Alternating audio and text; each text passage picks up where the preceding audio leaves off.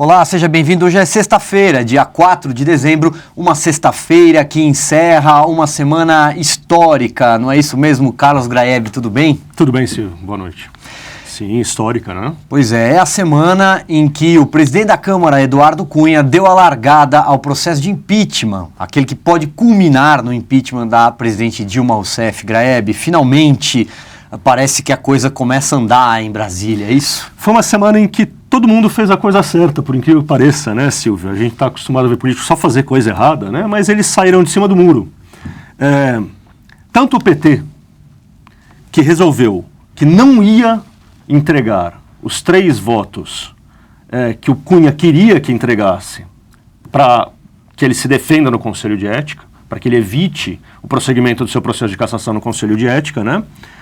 Quanto o próprio Cunha, que saiu de cima, tirou da gaveta o pedido de impeachment que estava lá há 45 dias e resolveu fazer aquilo que, por lei, é ele, como presidente da Câmara, que tem que fazer. Quer dizer, se aquilo lá vai andar ou não. Então, assim, todo mundo que estava fazendo coisa errada fez o que tinha que fazer. Não importa se os motivos são bons, ruins, se teve barganha, se não teve. O PT falou, olha, com isto, né, com essas 2 ações, o processo do Cunha vai andar e o processo de impeachment vai andar. E nós saímos daquele impasse, daquele atoleiro que está fazendo mal para o país, que está fazendo mal para o nosso fígado. Né? Pois é. Grebe, e, enfim, a semana, todo esse processo também ficou marcado pelo tiroteio, né? A céu aberto entre 2 das figuras mais importantes da República, a presidente Dilma Rousseff e o presidente da Câmara, Eduardo Cunha. Nós temos um trecho, e vamos mostrar agora, Graeb, da fala da presidente Dilma, tão logo soube da decisão do Eduardo Cunha. Acompanhe. Eu jamais aceitaria ou concordaria com quaisquer tipos de barganha, muito menos aquelas que atentam contra o livre funcionamento das instituições democráticas do meu país, bloqueiam a justiça ou ofendam os princípios morais e éticos que devem governar a vida pública. A fala desastrosa e mentirosa, não é isso, Graeb? A gente até comentou isso aqui na redação, né, Silvio? A Dilma falou bem do ponto de vista da articulação das frases. Ao contrário daquele tati-bitati em que ela cai quase sempre, daquela coisa que começa e você não sabe se termina, ela mesma não sabe, né? Coisa perdida. Faltou de um mês nesse discurso. Faltou de um mês nesse discurso. Não teve de um mês na fala. Mas é verdade, ela mentiu. Ela mentiu porque ela disse que não teve barganha, que não estava havendo um toma lá da cá entre o governo e o Eduardo Cunha. O governo ajudava o Cunha a se salvar no Conselho de Ética e o Cunha impedia que o processo de impeachment tivesse início. Está explícito que houve esse toma lá da cá. Ele estava se estendendo já há muitos dias. E até amanhã da quarta-feira, quando Eduardo Cunha aceitou o pedido de impeachment, o Jacques Wagner, né, ministro da Casa Civil, chefe da Casa Civil do governo Dilma, estava lá se reunindo com emissários do Cunha para tentar manter o acordão em curso. Né? Uhum. Então é mentira, foi infeliz, sobretudo por causa disso. E também porque a presidente não falou nada sobre o embasamento técnico desse pedido de impeachment. Né? O impeachment é um processo essencialmente político. O que o Congresso vai julgar? As condições de uma presidente como a Dilma, impopular, com pouca liderança entre os próprios políticos, no Congresso, com uma base esfarelada, né? Com uma economia que ela não sabe como pôr na rota de novo. Quais são as condições de uma presidente como essa permanecer no cargo? Se tem ou não tem? Na essência é isso. Mas o fato é que você precisa ter um crime de responsabilidade, para poder começar com o processo de impeachment. Isso é uma condição legal, é uma condição que está prevista na Constituição e na lei de 1950 que rege o impeachment. Né? O pedido dos juristas Hélio Bicudo, Miguel Reale Júnior e Janaína Pascoal procura dar esse embasamento jurídico, que é necessário. Não é exatamente o argumento jurídico, toda a traquitana que um tribunal julgaria, que o Congresso vai julgar. Mas precisa ter isso, né? E essa discussão não aconteceu na fala da Dilma. E não aconteceu na fala de nenhum dos apoiadores da Dilma. Tudo que eles disseram que, acho que não tem nada aí que legitime esse pedido, isso é uma balela. Não é verdade, viu? Vamos convir, né, Silvio? Pois é. Você leu o pedido do Miguel Reale, do Bicudo, né? Sim. É uma peça lá com, sei lá, cerca de 30, 40 páginas, baseada, sobretudo, em argumentos dos procuradores junto ao TCU. 66 páginas, viu, Greg? 66, ótimo, obrigado. Baseado nos argumentos dos procuradores junto ao TCU e no próprio acórdão do TCU sobre as contas do governo no ano passado, mostrando que a Dilma gastou dinheiro que não podia ter gasto. Assinou decretos que não podia ter assinado, porque não tinha orçamento para cobrir aquelas despesas que ela estava criando. E descumprir a lei orçamentária é uma das hipóteses de crime de responsabilidade. Certo? Uhum. Então, a argumentação é sólida, é óbvio que tem ali... Bem fundamentado. É bem fundamentada, tem campo para se discutir, como qualquer tese jurídica tem campo para se discutir, mas existe um indício forte ali. Então, bem fez o Eduardo Cunha de deixar rodar o processo. Agora a Dilma vai ter o tempo para se manifestar sobre esses argumentos. Vai ter uma comissão que vai analisar esses argumentos. Esse é o primeiro passo, né? Esse foi só o primeiro passo. São os 65 deputados que vão compor essa comissão e analisar. Esse é o primeiro passo, né? Depois a presidente se defende, tem o prazo para defesa. Isso, eu inverti a ordem, exatamente. Então, quer dizer, vai ter um momento de analisar essa tese jurídica, se a presidente cometeu ou não crime de responsabilidade. Isso vai dizer se pode continuar andando o processo de impeachment. E daí tem as votações no plenário da Câmara, depois o processo passa para o Senado, se a votação na Câmara for pela continuidade do processo, tudo mais. Então, um processo longo, com todas as garantias de que vai haver contraditório, né? Esse foi só o primeiro ponto. O Eduardo Cunha, no processo de impeachment propriamente dito, tem um papel coadjuvante.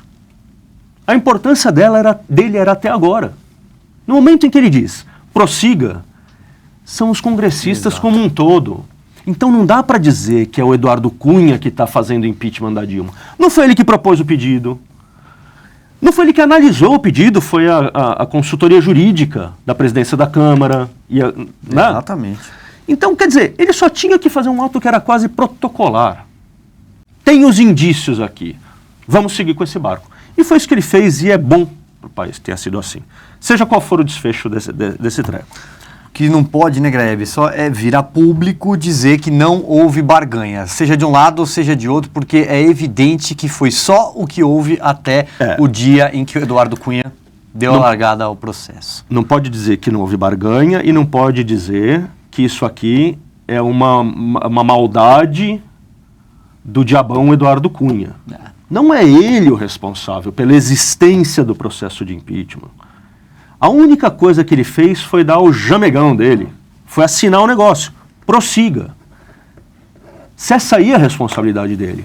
Este processo de impeachment não é um processo do Cunha contra a Dilma. É um processo que foi proposto por 3 juristas importantes, certo? E que tem... Renomados, né? O Bicudo é ex-fundador do PT, Miguel Reale foi ministro, né? Da Justiça. E que tem também a ampará-lo toda a situação do Brasil. A economia desmilinguida, a popularidade em baixa, né? Uma crise moral sem precedentes. Uma crise moral sem precedentes, um partido de governo que está afundado até o pescoço no petrolão, com maior parte das suas lideranças, com boa parte das suas lideranças encalacrada ali nas acusações. É isso que dá substrato. Alguns na cadeia. Alguns na cadeia. É isso que dá substrato ao pedido de impeachment. Não é um ato translocado do Eduardo Cunha. Isso foi um pedacinho desse tamanho da história, né? Eu só queria fazer uma última observação sobre isso. Vamos lá. Que eu acho que é o seguinte. Como eu disse no começo, o impeachment vai ser julgado por causa de todas essas coisas que a gente acabou de mencionar. Situação política, situação econômica e tudo mais. Tem um fato interessante na maneira como ele foi proposto e no fato de que o crime que está sendo atribuído a Dilma é um crime de responsabilidade no campo do orçamento. Não vai ser a principal discussão desse processo ao qual a gente vai assistir, mas em algum momento a gente vai falar disso. Olha aqui, chegou o momento de discutir qual é a autonomia e a liberdade que os governantes têm para gastar o nosso dinheiro. Governar não é ter um cheque em branco para gastar o dinheiro dos impostos como você bem entender. Você tem que cumprir regras, você tem que cumprir as regras do orçamento, né? Você tem que ser responsável do ponto de vista fiscal. Você não pode gastar mais do que você arrecada. Então eu acho que tem esse elemento bacana nesse processo educativo, vamos dizer assim, que vai nos obrigar a discutir a maneira como os governantes gastam o nosso dinheiro. E a gente vai sair também dessa discussão toda, acho que um pouco diferentes, né? Porque se uma presidente for impeachada, né, tendo como fato originário do impeachment dela um crime fiscal, de responsabilidade dela, vai acender uma luz vermelha. Olha, acabou o Brasil em que o presidente, o governador, o prefeito podem gastar o dinheiro como bem entenderem e depois a gente vê como é que arruma. Não é assim, não. É importante porque a crise em que a gente está, em boa parte, 90%, é devida às maluquices econômicas do governo Dilma. Muito bem. Então, é importante discutir isso também, né? Pois é. Greve, para a gente encerrar, então, o capítulo impeachment, bom, o desenrolar do processo na Câmara dos Deputados já produz efeitos políticos. A notícia do dia de hoje, sexta-feira, é que o ministro Eliseu Padilha, muito próximo do vice-presidente Michel Temer, deve entregar o cargo na segunda-feira, Greve.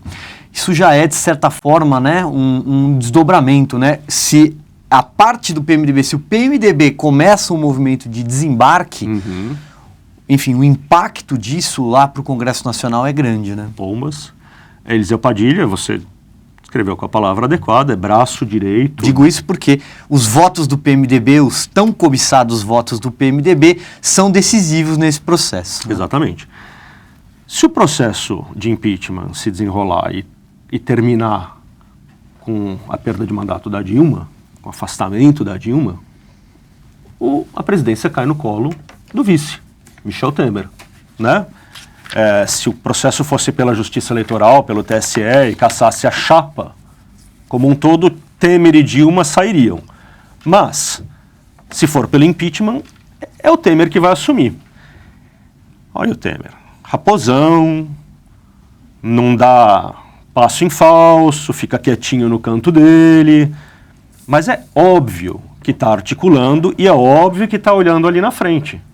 Eu posso ser presidente. E a saída do Eliseu Padilha é um recado fortíssimo, né, Silvio? Demais.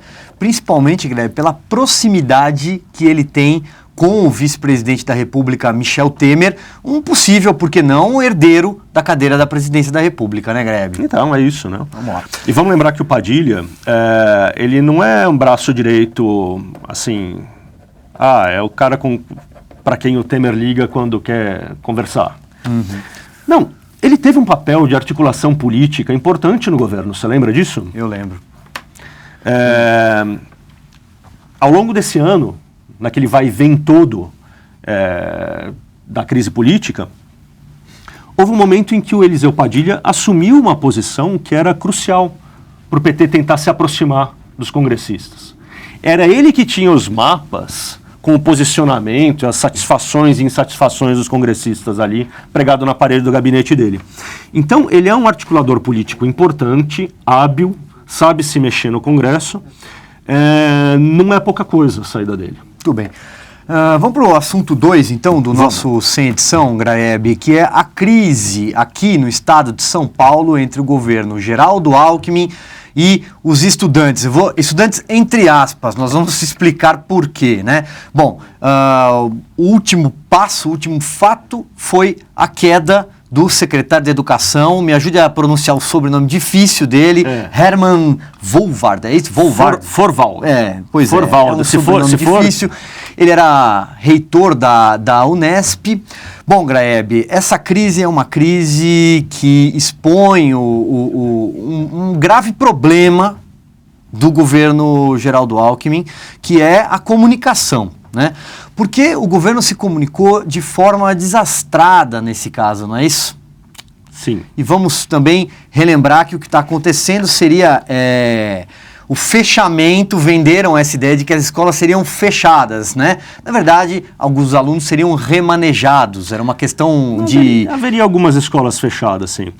Vamos aos números, né?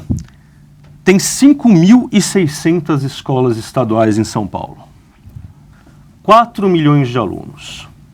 A reforma planejada pelo Alckmin ia atingir 754 escolas, de um universo de 5.600, e 310 mil alunos de um universo de 4 milhões. Não é uma coisa que pega todo mundo. Pega uma fração pequena. E as escolas que seriam fechadas seriam em número ainda menor, 93 escolas, certo? Então, a reforma tinha a sua lógica, certo? É óbvio que, do ponto de vista dos especialistas, você pode discutir, eu não sou especialista em educação, mas ela não era uma coisa estapafúrdia, a reforma proposta pelo governo. Eles dizem, olha, a gente tem dados aqui que mostram que alunos que vão para tal escola de ciclo único, que é aquela que reúne, não aluno de 6 até 17 anos, mas, ou inicial, né? Inicial, isso. Né? Essas escolas tendem a ter resultados melhores, 15% melhores do que as escolas misturadas. Então, vamos aproveitar que tem escola com ociosidade de sala, com aluno fantasma no estado de São Paulo, e tem. Vamos aproveitar e vamos dar mais racionalidade. Isso resultaria em menos gasto desnecessário, né, em melhor aproveitamento das salas e possivelmente num melhor resultado dos alunos. Tem uma racionalidade. E atingir um universo pequeno, comparativamente ao total de alunos e escolas. Certo? Bom, daí, um universo ainda menor de alunos e pais se sentiu incomodado com a mudança. Como era inevitável que acontecesse. Alguém ia ficar insatisfeito. Porque foi mal explicado, né? Na minha opinião, Exato. eu acho isso. Foi mal explicado para a população o que de fato ia acontecer, né? Isso. E aí, quando os estudantes, enfim, na verdade, é por isso que eu falei, olha, entre aspas, lá no começo, porque também tem aí a ocupação política. O Sem-Teto, o MTST, eles tomaram as escolas, 196 foram ocupadas, Grebe. Devolvo a palavra para você. Eu só queria fazer esse parêntese, né? Exato. Exatamente o que você disse. Teve um momento ali, logo no comecinho, em que alguns alunos e pais de alunos se sentiram incomodados e tomaram escolas, certo? Realmente foram fazer manifestação, a gente não quer sair dessa escola, porque a gente não entendeu o que está acontecendo, meu filho estudava lá de casa, vai ter que andar 2 quilômetros agora. Qualquer mudança incomoda. Havia alguns erros, havia algumas mudanças programadas que estavam fora dos critérios da própria reforma. A escola não podia ser a mais de 1,5 km, a escola nova, para onde o aluno seria transferido, não podia ser mais de 1,5 km da escola original, em alguns casos eram erros comuns, esperados, que poderiam ter sido tratados de uma maneira tranquila. Bom, logo em seguida entra esse fator que você apontou. Meia hora depois das primeiras manifestações, o pessoal do MTST, os manifestantes políticos... Os satélites do PT. Os satélites do PT, e que têm uma motivação política, não estão preocupados com a educação, estão preocupados em fazer proselitismo político como oposição ao governo, entraram de carona na história. Daí você tinha lá um grupo de alunos e pais reclamando, porque iam reclamar mesmo, porque estavam se sentindo incomodados, em alguns casos até com razão, e você tinha o aproveitamento político do negócio. ainda era pequeno 2 semanas atrás. Mas o que o governo fez nesse meio tempo? Não conversou direito, tratou todos os manifestantes como se fossem, todos aqueles que protestavam, como se fossem manifestantes políticos, não legítimos para estar fazendo aquilo. Tratou o negócio de tal maneira que aquilo foi crescendo, até se tornar de fato numa crise de imagem para o governo. E aí, por falar em imagem, quando você tem a imagem estampada na capa dos jornais, né, do policial militar com um estudante ali na frente, ou batendo, ou enfim, agredindo, revidando. Ali tinha todo tipo de gente, vamos dizer assim. Você mesmo citou, tinha o Sem Teto, tinha o pessoal da CUT. É bom lembrar que o Sindicato dos Estudantes aqui de São Paulo, que é da CUT, né? É comandado pela Bebel. Bebel, a notória Bebel. É um sindicato campeão em fazer baderna, em fechar rua, está presente em todo tipo de ato, seja, não é só estudantil, não, eles se infiltram, né? Então foi um prato cheio, né, Greg? Não é isso? Fica difícil você defender a defesa da PM nessa hora, fica difícil, falar assim, pô, mas na verdade é bom explicar o que estava acontecendo ali. Tem uma frase que está circulando assim, PM batendo em crianças. Calma, né? Não sejamos ingênuos, né? Tem marmanjo lá no meio, muito, que é profissional da passeata e da obstrução de rua. Exatamente. Certo. Então vamos lá com cuidado. Esse negócio só foi para obstrução de ruas porque esses profissionais, sobretudo o pessoal do MTST, trouxe o know-how deles de fazer manifestação para esta questão da educação. Se não tivessem entrado esses caras na jogada, possivelmente as manifestações, os protestos teriam ficado restritos às escolas. Foram eles que deram uma dimensão nova. Qual que foi o problema? Primeiro, o governo não abortou a coisa lá no começo. Não foi lá e conversou, não foi lá e fez um esforço maior de explicar o que estava acontecendo, porque entrou na defensiva. Porque entrou naquele modo. Tem manifestante profissional misturado com aluno. Então eu não vou falar. Todo mundo é ilegítimo para que a gente discuta. Eu acho que esse foi o erro de origem. Depois de tanto tempo convivendo com MTST em São Paulo e tudo mais, será que eles não sabiam que o único caminho possível, a partir do momento em que o MTST entrou na jogada, era a escalada? Será que eles acharam que eles iam se acomodar e falar, tudo bem, vamos deixar passar essa oportunidade de ouro, né? Um tema polêmico, que mexe com a vida cotidiana das pessoas, para fazer oposição? Então, tem um problema de comunicação, mas eu acho que teve até um problema assim de... Eu não sei se foi arrogância, porque o Alckmin é um governador que sempre foi muito popular e perdeu popularidade por causa dessa crise. Eu ia usar esse dado justamente, né, para a gente amarrar a nossa conversa. Passa aí o dado, por favor. Evidentemente que tudo isso tem um custo político e parte da perda de popularidade do governador se deve a essa crise na área de educação. Bom, dados do Datafolha divulgados hoje. A avaliação de bom e ótimo, né, aqueles que acham o governo geral do Alckmin bom ou ótimo, caiu de 38 para 28 pontos. Ruim e péssimo subiu de 24 para 30 pontos e regular de 36 subiu para 40 pontos. Evidente que teve um custo político tudo isso, né? E o Datafolha também avaliou a questão específica das escolas. Do fechamento das escolas. Pois é, e olha Quais só. São os números, o fechamento das escolas, porque o Datafolha usou esse termo também, né? O que é impreciso. O colunista Reinaldo Azevedo aqui de Veja.com escreveu justamente sobre isso. Para 61% dos entrevistados, 61% dos entrevistados são contra o fechamento das escolas. É difícil, né, quando você chega para o entrevistado e pergunta assim, você é a favor de fechar uma escola, quem é que vai defender? Pois é. Essa é uma pergunta complicada. É uma pergunta bem complicada. Você é a favor de fechar a escola? Não. É claro. Não sou a favor de fechar a escola. Bom, mas peraí, se é a favor de fechar uma escola que tem aluno fantasma, que vai super mal nas avaliações, Talvez. Daí você começa a qualificar a questão.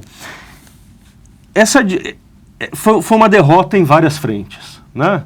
Deixar que chegasse ao ponto de um bom instituto como o Datafolha fazer a pergunta nesses termos, se é a favor do fechamento de escolas. Se tivessem lá desde o começo explicado que não é isso que a gente está propondo, ninguém quer tirar as criancinhas da escola, não é disso que se trata, é uma medida que tem a sua racionalidade. Precisavam fazer essa discussão. Precisavam ter previsto que ia ter uma escalada a partir do momento em que entrou o MTST. E precisava ter criado uma estratégia para separar o joio do ativismo do trigo das pessoas que estavam, de fato, sendo atingidas por aquela medida. Precisava ter tomado cuidado com a maneira como a polícia ia para a rua se defrontar com jovens. Não importa se o jovem é ativista ou não. A foto, como você bem disse, é de um policial indo para cima de um menino lá, um cabeludo qualquer. É chocante. Não adianta. É sempre a autoridade reprimindo um moleque. Como a gente já disse, nem sempre é um moleque que está lá porque o irmãozinho dele vai fazer às vezes tem manifestante profissional. Digamos que assim, já tem uma experiência desde 2013 em São Paulo de confrontos com a polícia, né? A gente sabe no que dá esse tipo de coisa.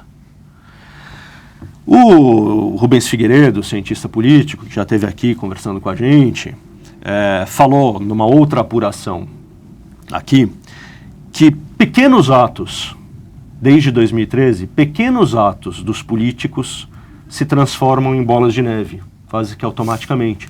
Já tem um ambiente no Brasil de desconfiança em relação ao político, de não gostar de político. Então, essa era uma chance de ouro. E o governo Alckmin fez tudo errado. E se deu mal. Teve que voltar atrás na medida, viu a saída do secretário de Educação, o Hermann Forwald, que dizem que pediu demissão, mas sei lá qual é o bastidor, né? Enfim. A verdade é que ele, inclusive, já havia sido retirado, né, o secretário das negociações, Exato. Justamente porque a coisa não estava funcionando. Não estava andando. Né?